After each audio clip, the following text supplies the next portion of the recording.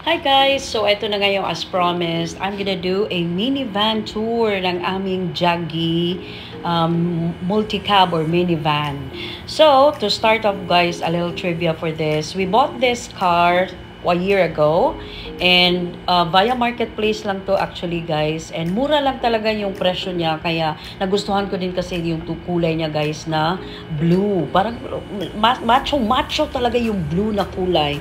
So in the span of 1 year guys, meron na rin kami mga accessories na binili for Jaggi, kasi nga hindi naman kasi to hindi to kinostomize ng mabuti ng previous owner. So siguro hindi siya mahilig talaga sa sasakyan, kaya hindi niya talaga pinaganda. Pero okay lang din kasi hindi naman ganun kalaki yung nagastos namin para dito. So let's start off with dito sa front. So ayan yung crucifix namin. Ayan, bumungad siya yung dashboard. Yung dashboard niya guys, okay din. Yung kulay niya is cream. Medyo meron na rin mga batak-batak ng white dyan. Kasi nga, second hand lang naman tong multi-cab or minivan namin guys. So, pasensya po.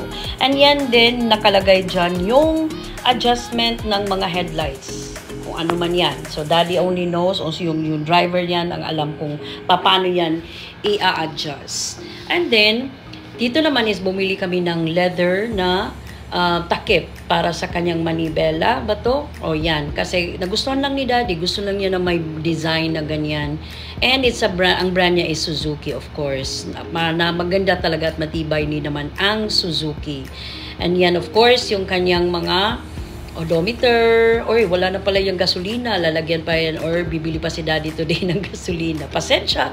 And yung of course yung stereo namin, and meron din dyan guys, yung sa kabila niyan, meron yang dun ka magcha-charge. And ayan, bililhan ko din si Jaggi ng car mount, parang car mount. Diyan ko nilalagay yung aking yung cellphone namin kapag nagva-vlog ako.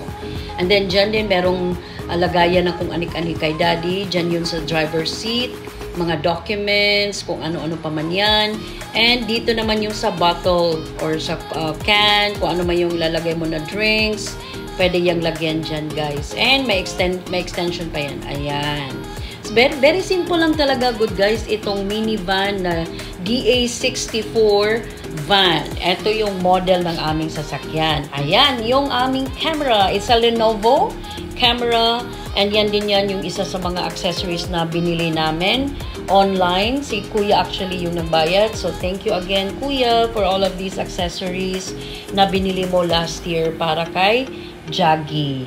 And ano pa bang mga ginawa namin dyan? So aside from that, yung mga accessories, bumili din pala kami guys ng electric fan.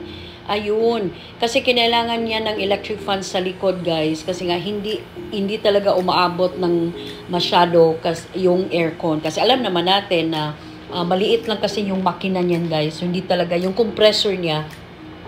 So, hindi mo talaga ma-expect na 100% super lamig yung aircon. So, kaya kinailangan ng electric fan. So, yan. Pinakita ko din yung sa ilalim niyan. Kung pwede mong i-tilt yan para kung meron ka mga bagahe, pwede mo siyang matiklop. And then, of course, yan yung electric fan nga na sinasabi ko. Less than 300 lang yan, guys. Pero ang ano lang, yung pagpakabit. Yun lang naman talaga yung labor. So, done with the likod. Dito naman tayo sa pinakalikod. Ayan yung kanyang ano ba yan? Hindi, windshield. Uy, basta hindi ko alam. And then yung pailaw din niya guys na dyan yung camera. Ayan, yan yung plate number namin naman, nagsisimula nga sa Jag. And so buksan na natin guys yung likod.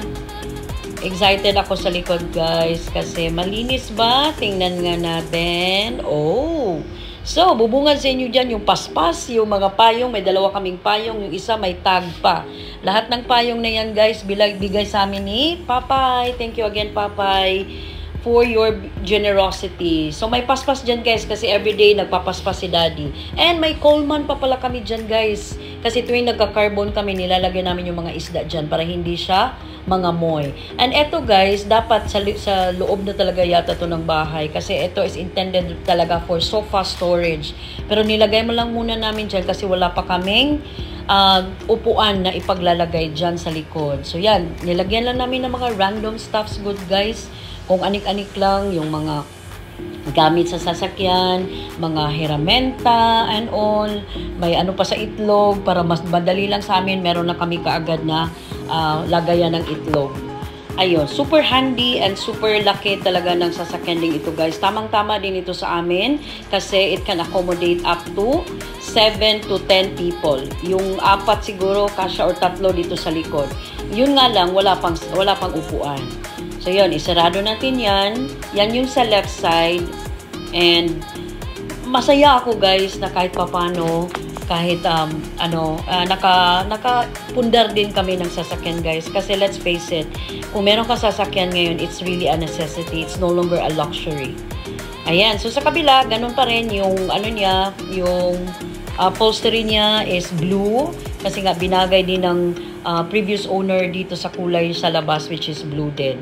So lahat, in-upholstery yan lahat. Meron din yang rain visor. Ayan, kasi kasali din talaga yan guys sa minivan. And of course, yung tires namin na binili din ni na Papay last year for us. Yan is, ang size is 14. Tapos yung rim din guys is bago din yan. Last year lang yan binili. Around November yata yan. So wala pa yung mga 6 months sa amin. So, andyan yung built-in din na side mirror. So altogether guys, masaya talaga ako na na-acquire namin to. Kasi kung saan-saan na to na umaabot guys. Nakaabot na nga to ng Dumaguete. So yun lang guys. Thank you again for watching. Babush!